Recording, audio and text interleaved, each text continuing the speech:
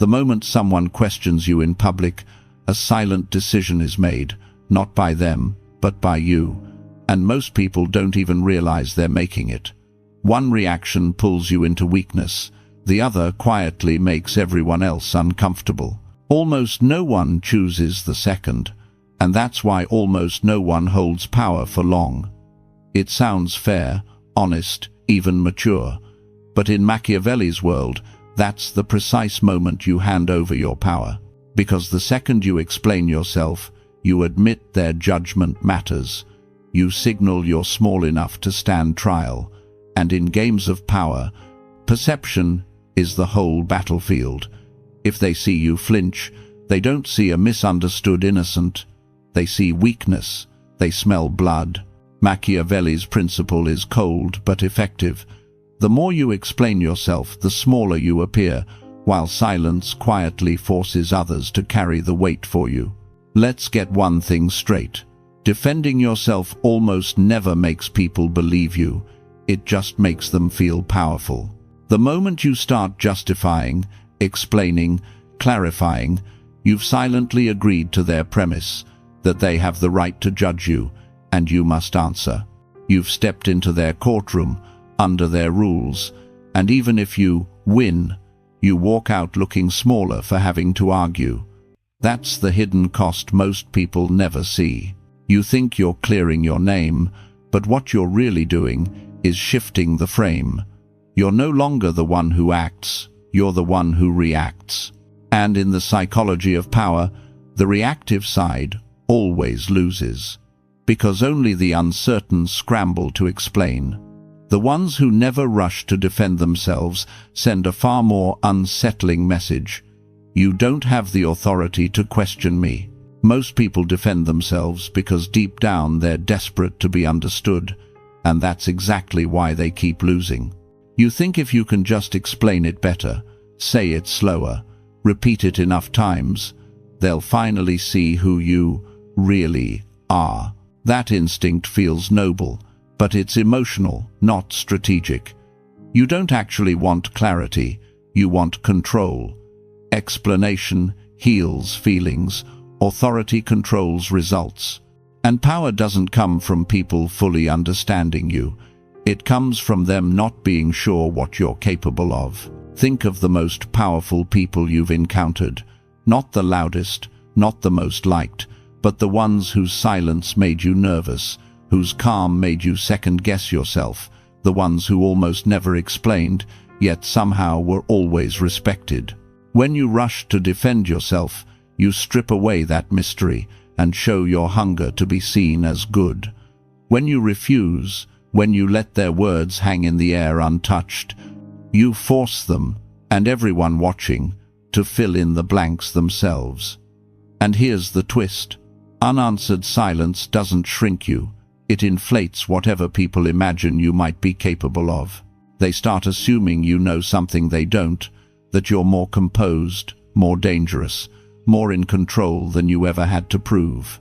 That's the Machiavellian advantage. Not being understood, but being impossible to put in a box. Let's go deeper. Picture this. You walk into a room, a meeting, a group chat, and someone decides today is the day they throw shade at you. A slick comment about your success, a jab at your attitude, a dig at your past. Suddenly, all eyes turn to you, waiting to see if you'll crack, if you'll laugh it off, if you'll start justifying yourself like everyone else does. This is the moment most people collapse. They fire back, "That's not true," or "You don't even know the full story," thinking they're saving face, when in reality they're announcing, "You hit a nerve." The Machiavellian move is the opposite. You don't defend, you don't joke, you don't even roll your eyes. You stay calm. You let the comment dangle in the air while you sit there, still, unreadable. In that silence, the room doesn't focus on the insult anymore. It focuses on you. They start wondering, why didn't he react? Is he above this? Did that not even register? Your lack of defense becomes its own statement. This isn't worth my energy. And if you do speak, it's not to justify, it's to invert. Someone says, "You're so arrogant," and you respond with calm detachment, then move on. No anger, no edge, just bored detachment. Now they're the one who looks emotional, petty, exposed. They expected you to fight for your innocence.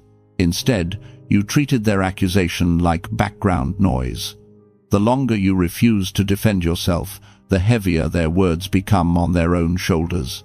They start wondering if they went too far, if they made themselves look insecure, if everyone else thinks they're jealous. You didn't swing, you didn't block, you didn't explain. You let their attack echo in the room until it started to sound ridiculous. That's the Machiavellian trick in action. Don't meet the attack with a defense. Let it hang there, untouched, until the attacker starts defending themselves instead. Now imagine you're in a business meeting. You've just laid out your idea, and someone across the table leans back and says, "I'm not sure you've really thought this through," or "He's always got these big ideas." But you know how that goes. The room tilts toward them, waiting to see if you'll start scrambling to prove yourself. Most people do exactly that. They lean forward, their voice tightens, they pile on explanations and data, and while they think they're winning the argument, everyone can smell the insecurity. The Machiavellian operator does the opposite. He doesn't rush in. He lets the comment sit. Instead of justifying, he slows the room down and redirects the pressure. Go ahead, explain your alternative. Without defending a word, the burden shifts. No defense, just a quiet invitation for the critic to step into the spotlight. Suddenly, the pressure flips. Now they have to deliver, they have to impress, they have to perform. In love, the dynamic is even more brutal. Your partner throws out, "You don't care about me like you used to." And the normal person panics, launches into speeches, proof, desperate reassurances, accidentally confirming that their emotional accusations are law. The Machiavellian doesn't take the bait. He lets the words hang, watches them echo for a moment, and then answers with something calm and finite like, "That's not the reality I'm operating from." No essay, no emotional meltdown, no self-defense. In that moment, they're forced to examine their own dramatics, their tone, their exaggeration. You didn't fight for innocence. You held the emotional frame. And in every arena, boardroom or bedroom, the one who holds the frame holds the power. There's a deeper level to this, and it's colder. It's not just refusing to defend yourself in the moment. It's disappearing from the argument altogether. Someone takes a shot at you, posts about you, snipes at you in a group chat, and you don't reply, you don't block, you don't even acknowledge it happened. You let your absence sit there like a mirror they can't look away from. That silence breaks people in two ways. First, they realize you didn't consider them important enough to answer. Second, their mind starts spinning on its own. They replay what they said. They wonder how it landed. They stalk your reactions and find nothing. So, they escalate. They post more, talk about you more, try harder and harder to drag you into a fight. And with every extra move they make, they look more obsessed, more emotional, more unstable. All while you stay perfectly still. That's when it becomes Machiavellian. Because you can go one step further and twist the blade without lifting it. When someone finally confronts you and says, "You're manipulative," you shrug. Resistance usually comes from those who feel outmatched. They call you arrogant. Discomfort tends to surface when people feel threatened. They say you're fake. People rewrite your character the moment access disappears. You're not denying, you're not defending, you're turning their accusation into a confession about their insecurity. And now they're the ones scrambling to explain themselves, to clean up their image, to prove they're not jealous, not bitter, not weak. You didn't defend your reputation for a second. You made their attack look like a public breakdown. That's Machiavelli's turn of the blade. Don't meet the sword with a shield. Step aside and let them fall on it themselves. The world will tell you that you have to protect your name, that you should always speak up, clear things up, correct the record, defend your reputation every time someone throws mud. Machiavelli would laugh at that. He knew that the moment you start chasing innocence, you've already agreed you might be guilty. You've accepted the role of the accused. The real strategist never runs after being seen as good. He focuses on being seen as unmovable. When you refuse to defend yourself, you send a ruthless signal. Your opinion doesn't decide who I am. Slowly, something strange happens. The people attacking you start to look unstable, obsessed, jealous. You remain composed, as if the entire drama is happening beneath you. Most people think power is proving they're right, proving they're not what others say. But the second you try to prove anything, you've admitted their judgment has weight. And when you grant someone that kind of weight, you don't just honor their opinion, you hand them your leash. Picture yourself at a crowded dinner table or in a team meeting, and someone decides to score points by throwing a casual jab in front of everyone. You always have to be right, don't you? Or, I guess humility isn't really your thing. The whole room pauses for a beat, not because of what they said, but because they're waiting to see if you'll defend yourself. Most people tense up, force a laugh, rush into explanations. I'm not like that. I was just trying to help, thinking they're smoothing things over, when all they're really doing is confirming that a hit landed. The Machiavellian move is different. You let the silence stretch for 2 seconds. You look around the table, not with anger, not with hurt, but with quiet amusement, like you're watching a child act out. Maybe you offer a calm, cutting line. You seem a little emotional today, or just interesting, and then you move on. No defense, no argument. Suddenly the heat shifts off you and onto them. They start fidgeting, backpedaling.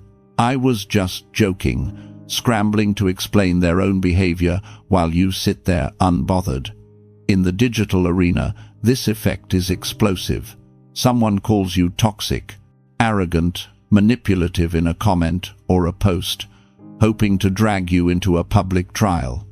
The weak response is a long paragraph defending yourself. The Machiavellian response is a single line that reframes the whole thing. People always call you dangerous when they can't control you, posted without a hint of outrage. You didn't address their accusation. You didn't try to prove your innocence. You turned their jab into a badge of power. Now they look bitter and obsessed. You look untouchable, and everyone watching learns the same lesson. You're not someone who plays defense. You're someone who makes attacks look like confession. Let's get surgical for a second, because never defend yourself doesn't mean do nothing. It means you switch weapons. You've got 3 tools instead of defense: silence, deflection, and precision cuts. Silence is your default setting, cold, heavy, unbothered. They accuse, you say nothing, and the room starts judging them instead of you. Deflection is when you refuse their frame and calmly shift the spotlight somewhere else. They say, "You're so full of yourself," and you respond, "Anyway, back to what actually matters," and keep talking about the topic at hand. You didn't take the bait. You didn't climb into their little emotional arena. You made their comment look small.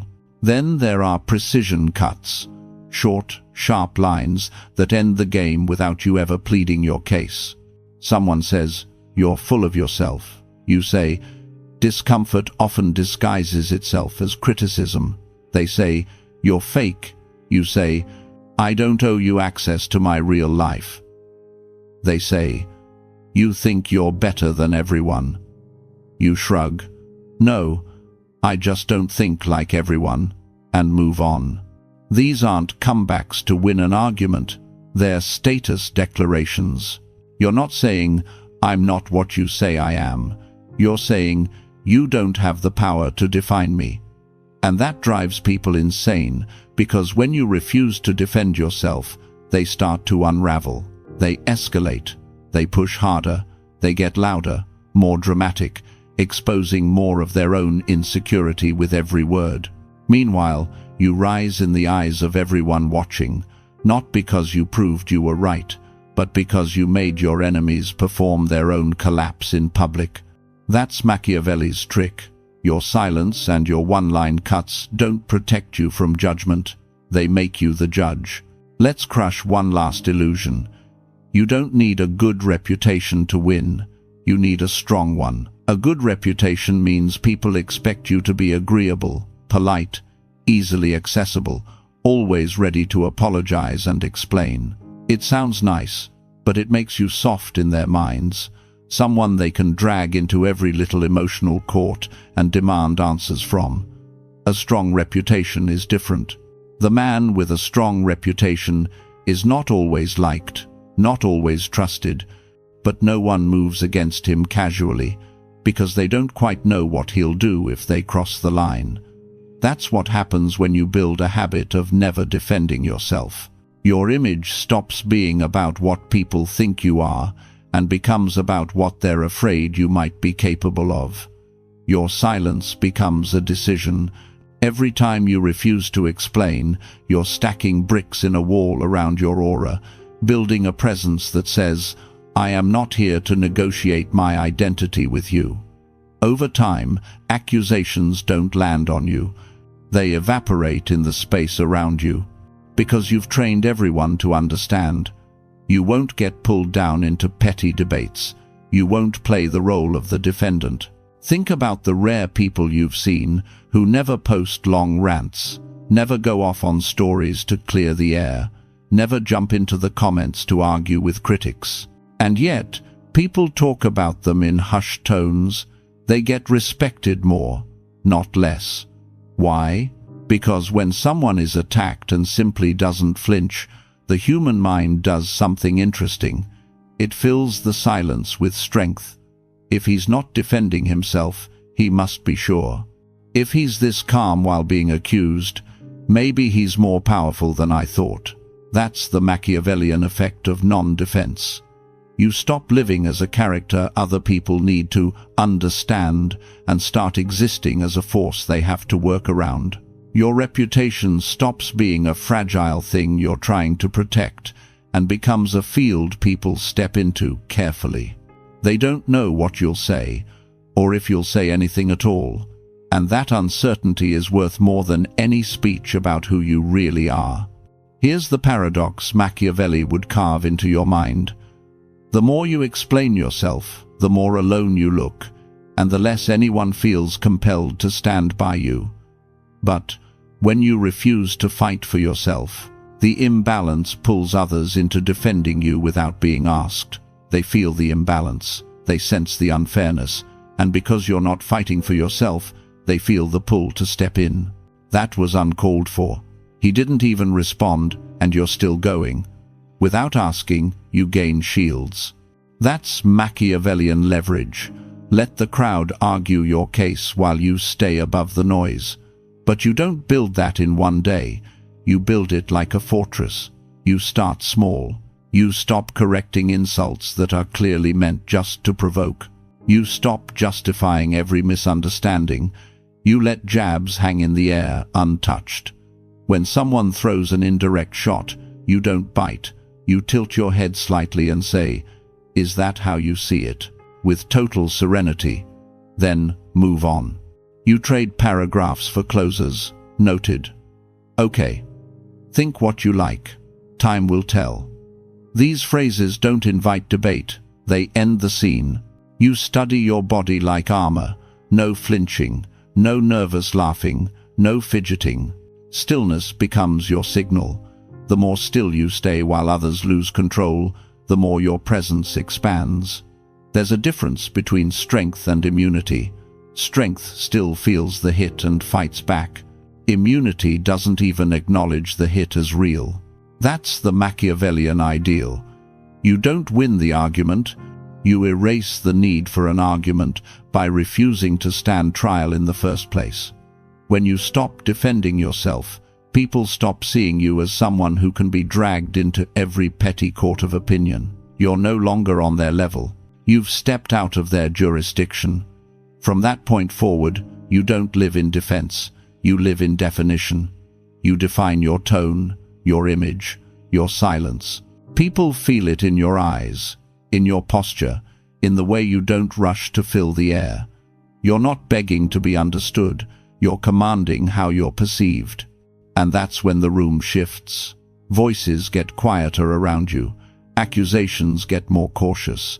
Your name starts to carry weight, not because you fought for it, but because you refuse to explain it. You become the one thing they can't control, a man who answers to no one.